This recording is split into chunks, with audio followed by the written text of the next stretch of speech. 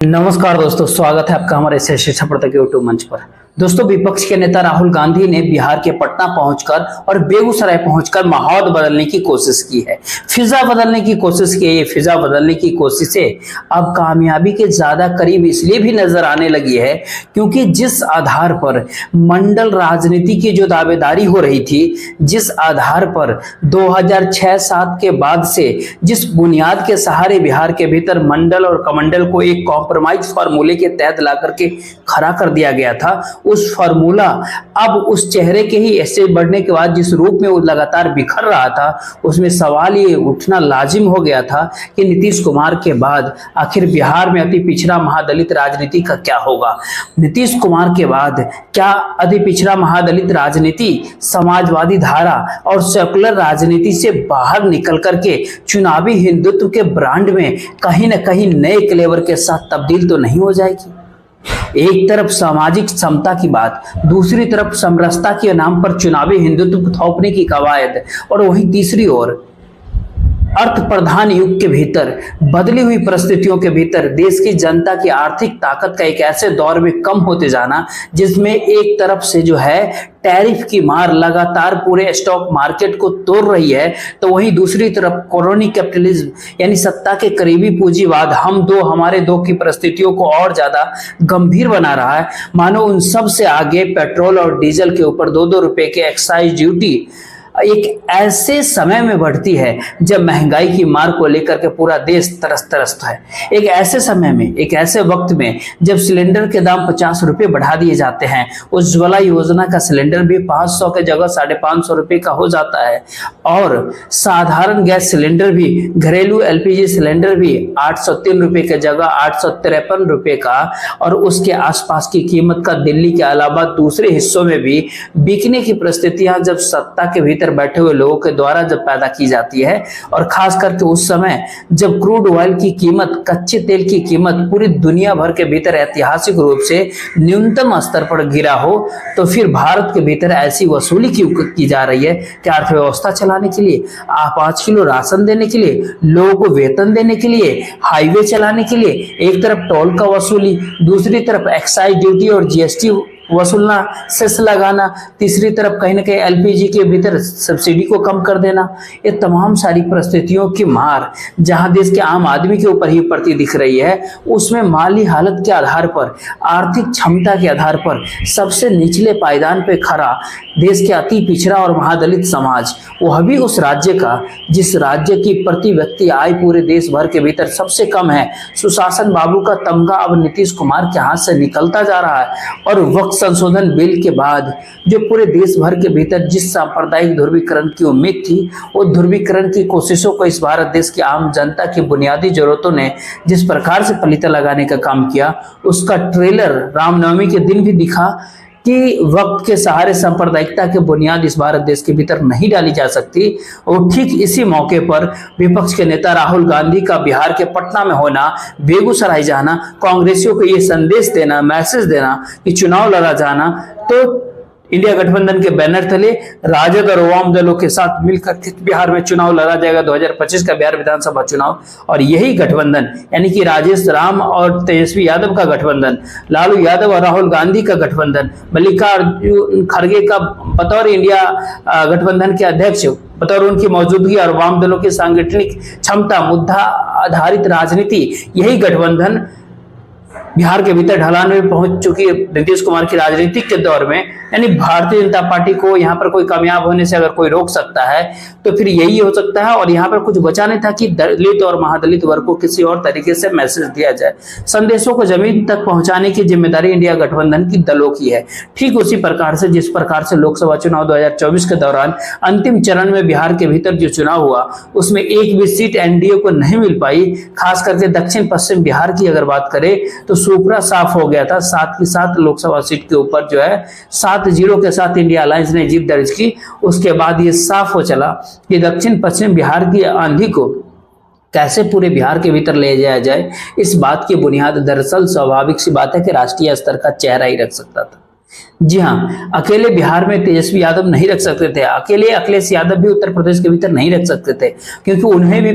PDA को कामयाब बनाने के लिए बहुजन समाज पार्टी को घटते हुए जनाधार के बड़े हिस्से को लाभार्थी चेतना की जगह इंडिया अलायंस के भीतर खींचने के लिए उत्तर प्रदेश के भीतर विपक्ष के नेता राहुल गांधी और मल्लिकार्जुन खड़गे की जरूरत थी, कांग्रेस पार्टी की जरूरत थी। तो पटना के भीतर जो संविधान सुरक्षा सम्मेलन अब 3 महीने में 3 बार जो विपक्ष के नेता राहुल गांधी का जो दौरा बिहार के पटना में देखा गया, वो पटना बिहार की सत्ता को हिलाने के लिए ही नहीं बल्कि बिहार का चुनाव 2025 का इतना बड़ा चुनाव बन चुका है, जिस चुनाव के आश्रय पूरे देश की निगाहें इस पर टिकी हुई है। क्या वाकई नागपुर ही इस देश के लिए सत्ता का नया केंद्र बन जाएगा? और नागपुर के इशारे पर चलने वाली सत्ता, एक तरफ नागपुर का चुनावी हिंदुत्व, संघ का चुनावी हिंदुत्व यूं कहे तो, दूसरी तरफ गुजरात लॉबी का कॉर्पोरेट हिंदुत्व, और इन दोनों का सियासी यानी राजनीतिक कॉकटेल जो है इस भारत देश की आम जनता के बीच में एक ऐसे छलावे वाले ब्रांड के तौर पर प्रस्तुत करने की परंपरा को आगे बढ़ाने वाली एजेंडे को मजबूती से लागू तो नहीं होने दिया जाएगा। इन्हीं सभी चिंताओं के बीच बिहार के 2025 के बिहार विधानसभा चुनाव आकर के खड़ा हो गया। इन्हीं चिंताओं के बीच नीतीश कुमार की पॉलिटिकल कैरियर, उनके बारे में जिस तरह की खबरें चलती है, उन खबरों पर अगर भरोसा करें, हालांकि पूरा यकीन नहीं किया जा सकता, लेकिन अगर यकीन किया जाए तो साफ साफ दिखाई देता है कि उनका कोर वोटर, बिहार के कोर वोटर जिस चिंता में है, उस चिंताओं को दूर करने में राजनीतिक सामर्थ्य और राजनीतिक एजेंडा संघ परिवार और बीजेपी का हो भी नहीं सकता, क्योंकि उनका एजेंडा सभी को पता है देश के भीतर कि भारतीय जनता पार्टी के मुख्यमंत्रियों की सूची पर लिस्ट डाले तो करीब 14 या 15 मुख्यमंत्री भारतीय जनता पार्टी यानी बीजेपी कोटे से है। एक भी मुख्यमंत्री दलित समाज का व्यक्ति नहीं दिखता है देश के भीतर। तो साफ साफ दिखाई पड़ता है कि सियासी राजनीति किस तरीके में दिखाई देता है, और राजनीतिक जब उस दिशा में जाता है, सामाजिक विचार विमर्श का दायरा अब कांग्रेस की तरफ लौटो वाली परिस्थितियों में आकर खड़ा हो रहा है, तो सवाल ऐसे में ये उठता है कि राजद के साथ कांग्रेस खड़ी है, इस बात को कब तक भुलाया जाएगा? याद कीजिए, जिन कोर वोटर की हम बात बता रहे हैं, जिनके बीच जाकर के विपक्ष के नेता राहुल गांधी अपनी सामाजिक न्याय की बातें कर रहे हैं, संविधान बचाओ की बातें कर रहे हैं, आर्थिक संसाधन पहुंचाने तक की बात कर रहे हैं, उन तबकों ने, क्योंकि चेहरा बिहार में नीतीश कुमार का था, तो नीतीश कुमार के चेहरे के साथ 2015 के भीतर राष्ट्रीय जनता दल को स्वीकार तो कर लिया था। अब साफ साफ दिख गया था कि राष्ट्रीय जनता दल के कोर वोटर को लेकर के एक चिंताएं जरूर हो सकती है, लेकिन वो कोर वोटर भी 20 साल तक सत्ता से दूरी रहने के बाद अब इस बात को समझ चुका है कि कहीं ना कहीं अब जो है वो चुनावी आक्रामकता और राजनीतिक आक्रामकताओं को सामाजिक समरसता की बुनियाद में बदले बिना बिहार में तेजस्वी यादव के एमओआई ढांचे को जो उस वोट बैंक को 32% से आगे बढ़ा करके 45-50% तक नहीं ले जाया जा सकता है। जहां सबसे पहले ये बात समझ में आने लगी दक्षिण पश्चिम बिहार के भीतर, वहां पर लोकसभा का नतीजा देख लीजिए 2024 में कि 7-0 से बाजी पलट गई अंतिम चरण में। और बिहार की बाजी पलटने की बात इसलिए भी चल रही है इस दौर में क्योंकि बिहार में बीजेपी का सामाजिक आधार जो है वो जाति जनगणना के बाद बिखरा हुआ है। सामाजिक आधार जब बीजेपी का बिहार के भीतर बिखरा हुआ है, ऐसे में प्रधानमंत्री नरेंद्र मोदी भी एक समुदाय के नेता के तौर पर ही अब पहचाने जाने लगे हैं। तो उन परिस्थितियों में क्या विपक्ष के नेता, क्या नीतीश कुमार, क्या नरेंद्र मोदी, क्या कांग्रेस का प्रदेश अध्यक्ष राजेश राम और क्या चिराग पासवान और क्या बिहार में तेजस्वी यादव, क्या मुकेश सहनी, किसकी बात किया जाए, जिसकी भी बात करें सब सामुदायिक दायरे के बाहर उनकी जो मास अपील जो है ना शून्य हो चला है। जब मास अपील शून्य हो चला है तो मत आप भूलिए कि सब के सामाजिक दायरे को जोड़ भी दे, जिन सब का नाम हमने लिया आपके सामने, उसमें प्रशांत किशोर को भी, पीके को भी अगर शामिल कर ले, कन्हैया कुमार को भी अगर शामिल कर ले तो दायरा 50% वोटर तक नहीं पहुंचता है। तो इसका सीधा सीधा मतलब तो ये होता है कि 50% वोटर तो बिहार के भीतर ऐसे हैं जिनका कोई सामुदायिक या फिर जातीय नेतृत्व नहीं है, और जिनका जातीय नेतृत्व नहीं है उनके पास मुद्दे तो हैं। नौकरियां घट रही है, बेरोजगारी बढ़ रही है, रोजगार के अवसर सृजित नहीं हो पा रहे हैं, प्राइवेट सेक्टर भी बूम करने की स्थिति में नहीं है, प्राइवेट सेक्टर की माली स्थिति भी खस्ता हो चला है, और पब्लिक सेक्टर की बात तो आप कीजिए हिम्मत की क्या हालत है। तो इन तमाम बातों के बीच एमएसपी गारंटी का भी तो मुद्दा है, खेती किसानी का भी तो मुद्दा है, स्वरोजगार का भी तो मुद्दा है। कहाँ गया स्किल इंडिया, कहाँ गया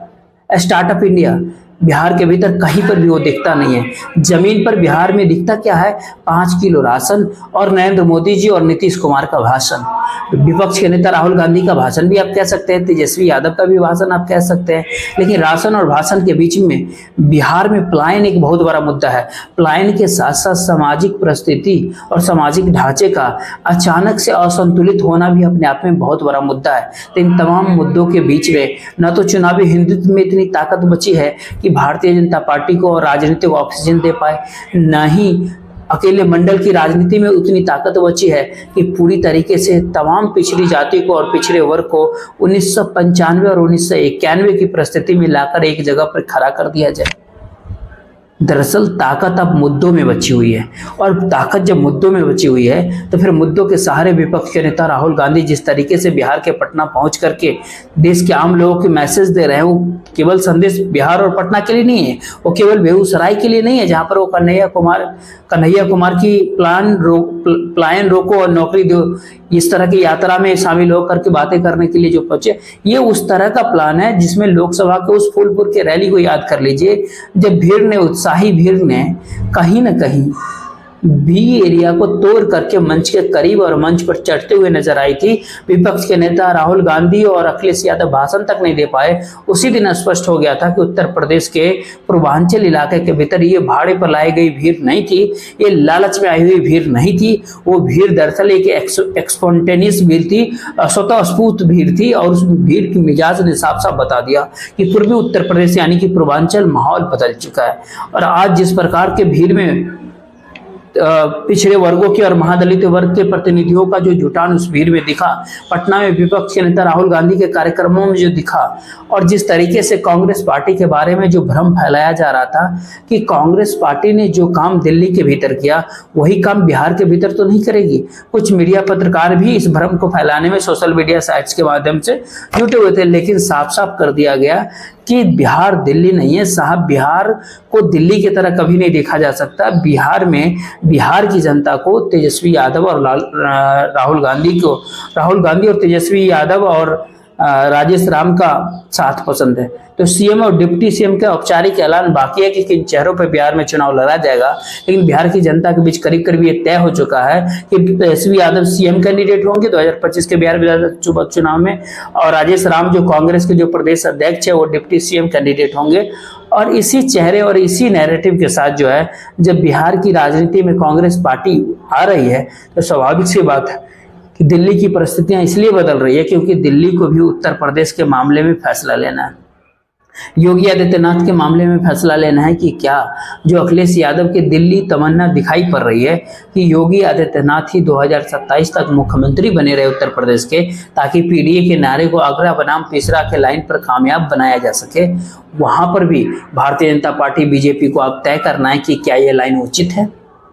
क्या अखिलेश यादव की राजनीति को लोकसभा की तरह कामयाब होने दिया जाए।